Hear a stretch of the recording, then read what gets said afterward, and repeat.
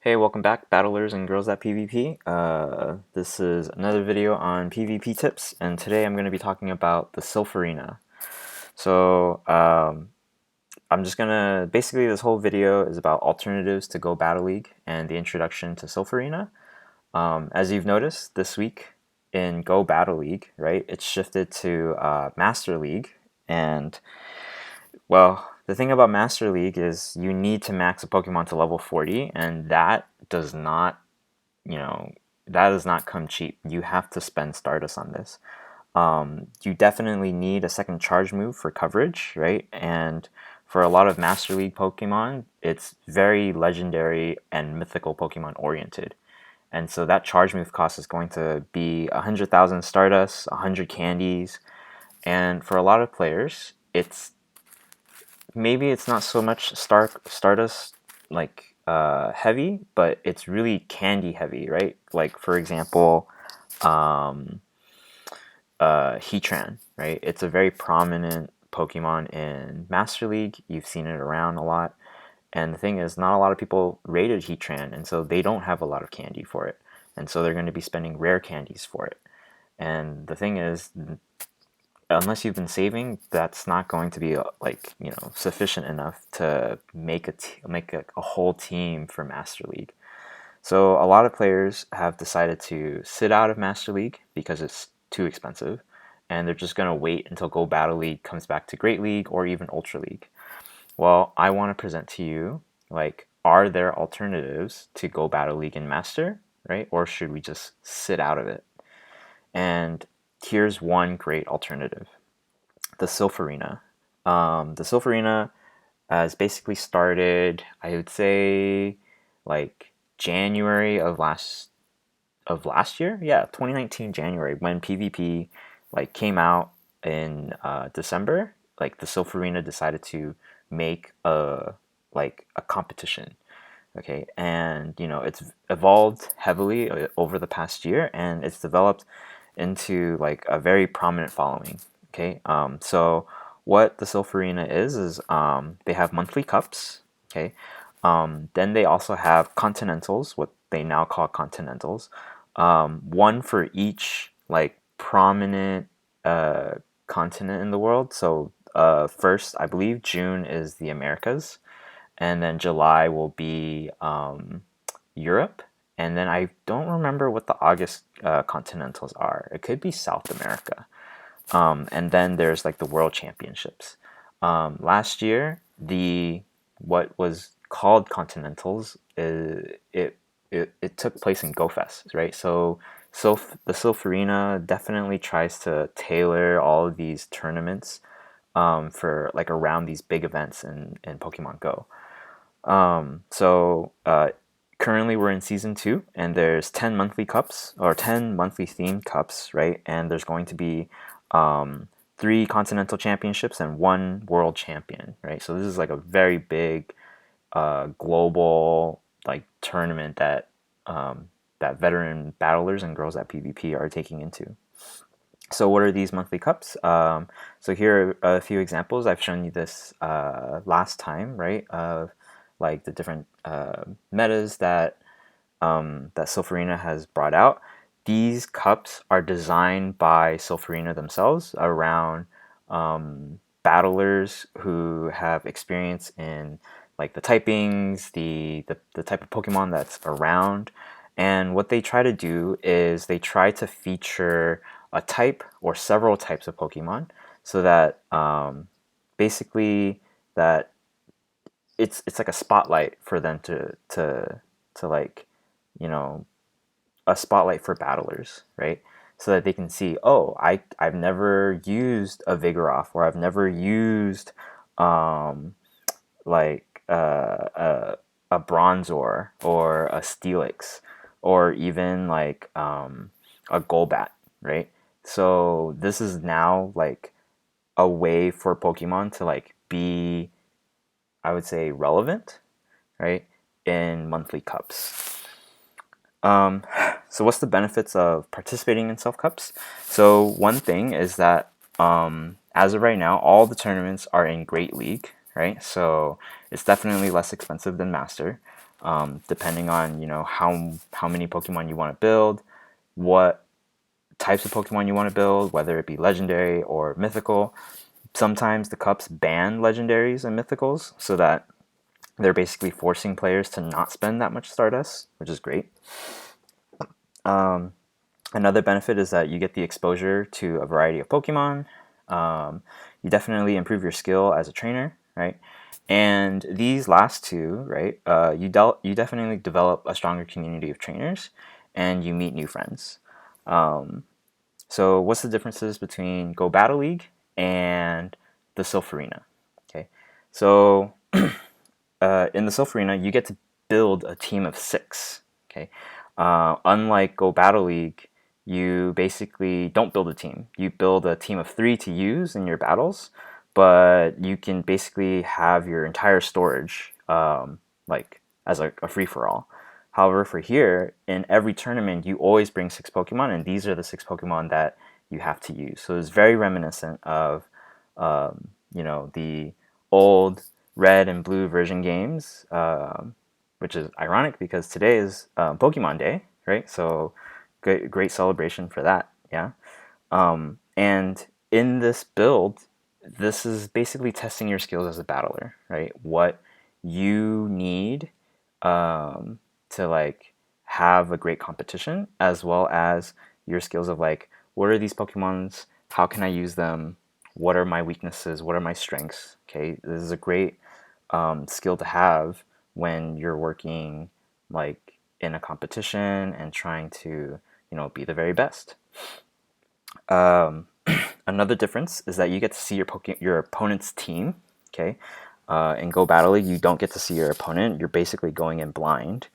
And because you get to see your opponent's team, you can strategize of like how you want to pick your 3 in order to beat them. Yeah. And because you're only working with 6 Pokemon, you can also predict their leads. Okay. And this is like one great thing that Go Battle League, I don't even know if they're going to do. They might do it, but for sure, this is something that the Silph Arena has implemented, and maybe Niantic can, take a page out of this book and have teams have, seeing your opponent's teams. But who knows? As of right now, the Silph Arena is definitely doing it, and this is a great way for you to, strategize, pick leads, pick teams. In every tournament, you get to not compete, complete, not to complete, but you get to compete. Whoa, you get to compete 3 battles per round, and in every round you have to do 3 battles. Okay, you report them on the tournament page, and yeah, that's basically it, right? Like in Go Battle League, you get to do only 1 battle per set, or sorry, 1 battle against an opponent, and then 5 battles per set. But here we're doing, tournament rounds, right? So 3 battles per rounds. And then like the tournament breakdown. So what is the tournament breakdown? Is so the person with the most wins out of the 3 battles wins the round. The person with the most win rounds wins the tournament, and the number of rounds are determined by the number of players that are participating, right? So 8 players will be 3 rounds, 9 to 16 will be 4, 17 to 32 will be 5 rounds, and then so on and so forth. So definitely like the biggest tournament that I've seen, not taken part of myself, but I've seen is a 9-round tournament. So that's like 300 and something people. It's crazy. Another thing about the Silph Arena is that you can actually restart your battle from the technical issues. So we've all experienced the lag, the game freezing, you can't, attack with your fast moves, your charge moves, your shields aren't working. And in Go Battle League, that most likely is going to register as a loss. However, in the Silph Arena, if you have these technical issues and your opponent, definitely agrees that it would change the outcome of the match, then you get to restart the battle, right? There's definitely a time limit. You have to be respectful of the tournament itself. But like the great thing about this is that you can redo your battles, right? And kind of like work around the technical issues that there are in the game. Um, you definitely get to participate in these themed cups or general open great league. Um, Again, we don't know if Niantic is going to do this, like to have these themed cups. It seems that it should be feasible, right? Like for example, having themed cups during like events, um, or like open great league in like like a for like a month, and then like a Halloween themed cup in like October, right? Like that would make sense. But again, we don't know if this is going to happen. So for the Silph Arena, they're like, let's do it. Let's have a themed cup every month, and you get to see all these viable Pokemon that never get to be played because of the raids or because of gym battling, and so it's great. There's also global and regional rankings, right? So on their website, you actually get to see who are the top battlers in by country. You get to see the top battlers globally, right? And this is something that definitely Go Battle League should do, but I don't know why they don't. I don't know what it is that they have to do to make this like definitely happen. But it's really nice to see like like friends that you meet in tournaments and see how well they're doing, right? This is definitely something that I truly appreciate and love. So I want to take a moment and go back to Twitter here.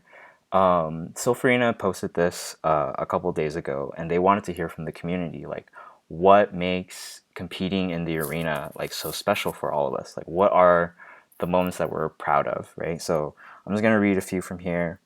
For the battles, a great friend of mine, her favorite part of competing in Silph is traveling to tournaments, right? You get to meet all these new people, and they literally become like part of your family, because we share this great passion about battling.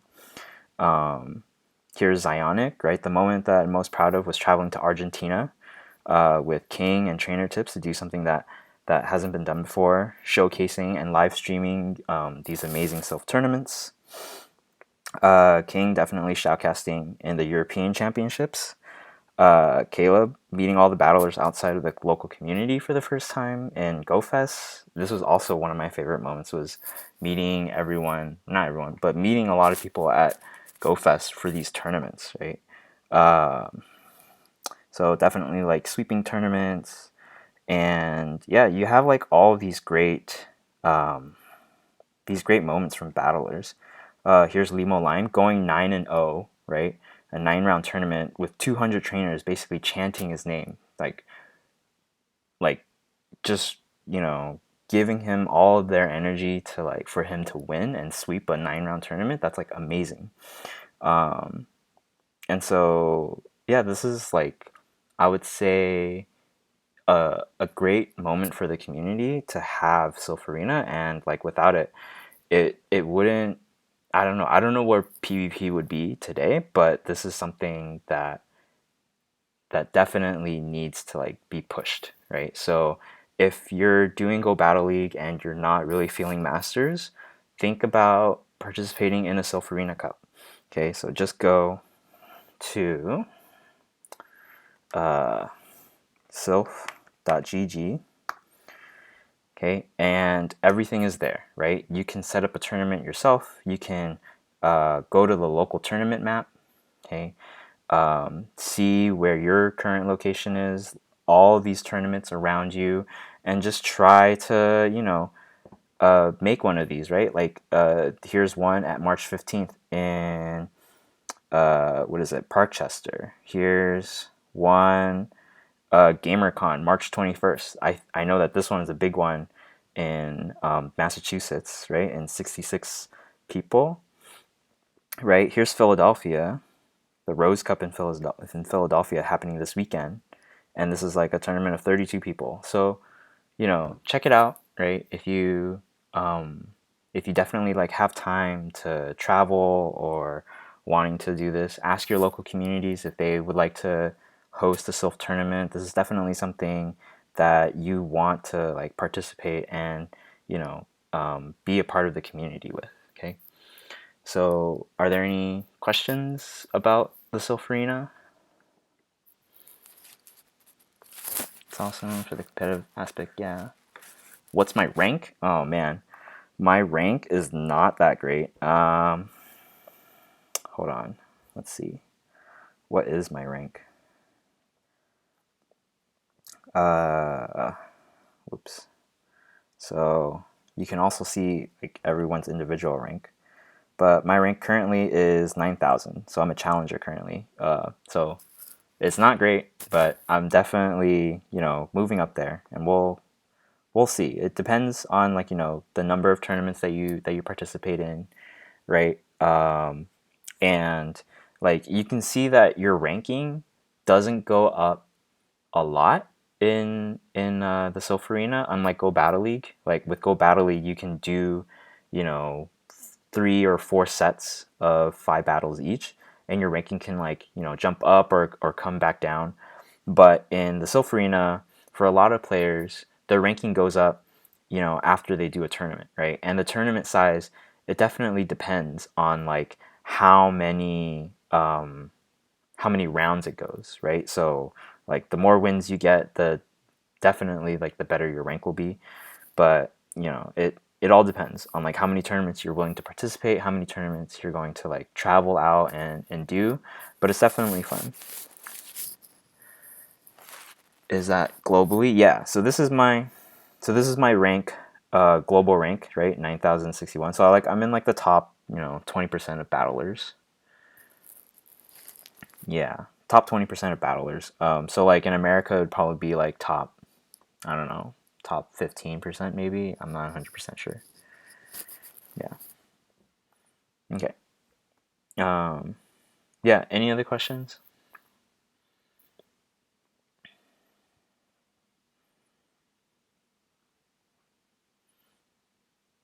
Do you feel like Go Battle League needs to adapt more to Silph aspects? Personally, I feel like aside from the technical issues and the initial MMR being decided by your badges, blind bones are okay way to play.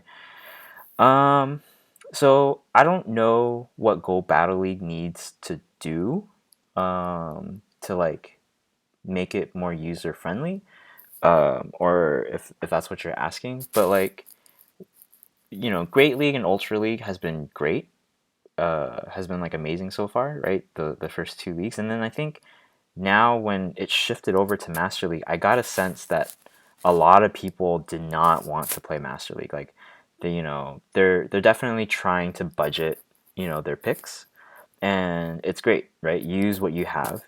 But then when they do, I also feel that they you know they they don't want to like lose, obviously. And then like a lot of players, they feel that when they're using these budget picks, they're not like being competitive, right? If that's the case. And so it's you know it's fine if you want to sit out. I definitely like agree and support any battler's decisions to spend their resources or not even spend their resources to play. But there are alternatives, right? Like the Silph Arena. And for Go Battle League, I don't know what it is that they have to do to make everyone feel inclusive, but I think that they should do something. Yeah. Yeah, there are definitely picks in Great and Ultra League that are also expensive, but you don't have to use them, right? Like for, you know, if we go to like PvPoke, right, and look at the rankings. For like Great League, there's a ton of Pokemon that you don't have to spend a lot of Stardust with, right? Like Swampert, he's rank 5 and he's not that expensive. Altaria is like rank 2 and he's not that expensive. And so like you'll see that there's like a ton of viable Pokemon that you don't have to spend a lot of Stardust with. And then if you go to like a themed cup, like for example Rose Cup, right? This was Silpharina's cup for this month in February. If it will load. Cannot open. Okay. Anyways, I'm not connected to the internet. Okay. Anyways, yeah, if you go to like okay, I'm back. If you go to, PvPoke and you look at the Rose Cup, right? You'll see that there's a ton of Pokemon on this rankings list that you don't need to spend a lot of Stardust on, like Alolan Marowak, Machamp, Gligar, Probopass, Gliscor, right? Like you'll see all of these Pokemon that like you know um, that like are inexpensive to have on your team. You don't need legendaries because a lot of the times Silph Arena will ban legendaries or mythical Pokemon, and like it's amazing. Like Silph Arena is definitely listening to their audience and trying to also tailor their tournaments for their audience. So like voice out an opinion. Be like, hey, this Pokemon is like really strong, and they might consider like banning it for like the next tournament or something. Whereas for Go Battle League, that may or may not happen. Who knows? Okay. Any other questions?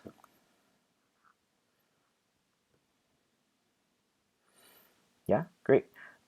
So again, I'll pose this question to the audience. Like, what would you like the next topic to be? Leave it in the comments. Write me on Twitter. Like, what would you like for the next class to be talked about? Just let me know. Okay. So remember, hit that like, subscribe button. Remember to follow, and I'll see you guys next time.